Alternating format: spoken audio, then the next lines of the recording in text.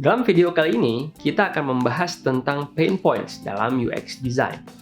Tapi sebenarnya apa itu pain points? Mari kita mulai dari sebuah analogi sederhana. Pikirkan tentang resolusi tahun baru. Banyak dari kita yang menetapkan tujuan di awal tahun, tapi berapa banyak yang benar-benar mempertahankannya? Faktanya, sekitar 80% resolusi tahun baru gagal karena kurang jelas atau kita menetapkan harapan yang tidak realistis. Hal serupa juga dihadapi oleh para desainer UX. Untuk memastikan Anda menangani sesuatu yang dapat memberikan dampak, tetapkan tujuan yang jelas dan actionable dengan fokus pada masalah pengguna. Jadi mari kita identifikasi masalah-masalah pengguna tersebut. UX design sepenuhnya tentang pengguna. Anda selalu mendesain untuk pengguna. Tetapi siapa sebenarnya pengguna itu? Dan apa saja tantangan yang mereka hadapi? Untuk mengetahuinya, Anda perlu memiliki kemampuan untuk membaca pikiran. Tentu saja, Anda tidak harus benar-benar membaca pikiran, tetapi Anda perlu menggunakan kekuatan super Anda, yaitu empati. Anda perlu melakukan riset untuk memahami perspektif pengguna.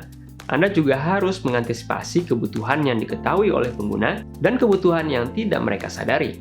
Jika Anda merangkum semua yang dilakukan oleh desainer UX ke dalam suatu peran itu adalah seorang pemecah masalah atau problem solver.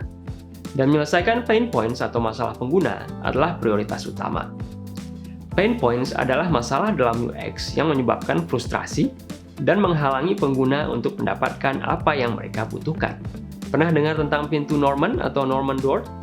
Norman Door dinamakan berdasarkan tokoh UX Donald Norman.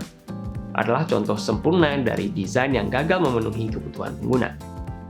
Ini adalah pintu yang desainnya membingungkan atau menyesatkan sehingga pengguna tidak yakin apakah harus mendorong, menarik, atau menggeser untuk membukanya.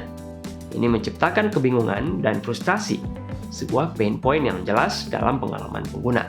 Jika Anda mengharapkan pintu terbuka, seharusnya ia terbuka. Jika tidak, itu adalah pain point untuk pengguna. Atau contoh lain, pernahkah Anda mencari informasi layanan pelanggan di suatu website dan Anda harus mengklik halaman demi halaman, tapi tetap tidak menemukannya? Itu juga merupakan pain point. Sebagian besar pain points masuk ke dalam salah satu dari 4 kategori berikut. Pertama adalah pain points finansial, yaitu masalah pengguna yang berkaitan dengan uang. Kemudian ada pain points produk, yang biasanya berkaitan dengan masalah kualitas. Pintu Norman termasuk dalam kategori ini. Selanjutnya adalah pain points proses, yaitu frustrasi yang menghambat pengguna dari titik A ke titik B. Contohnya kesulitan saat melakukan checkout saat berbelanja online. Terakhir, ada pain points dukungan. Ketika saya mengatakan desainer perlu membaca pikiran, kita juga perlu membaca hati. Sebagai desainer, Anda perlu tahu bagaimana perasaan pengguna Anda. Kembali ke permasalahan pintu, membuka pintu mungkin tidak selalu mudah. Bagaimana jika pengguna kita berada di kursi roda? Bagaimana jika mereka tidak memiliki cukup kekuatan? Kita harus memperhitungkan semua pengguna.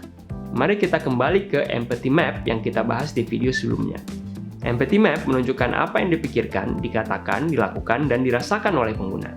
Empathy map membantu kita memahami mindset pengguna, memungkinkan kita untuk mengidentifikasi pain points mereka. Nah, ini hanya permulaan, kita benar-benar ingin mengenal pengguna kita. Dan itulah mengapa desainer menciptakan persona pengguna.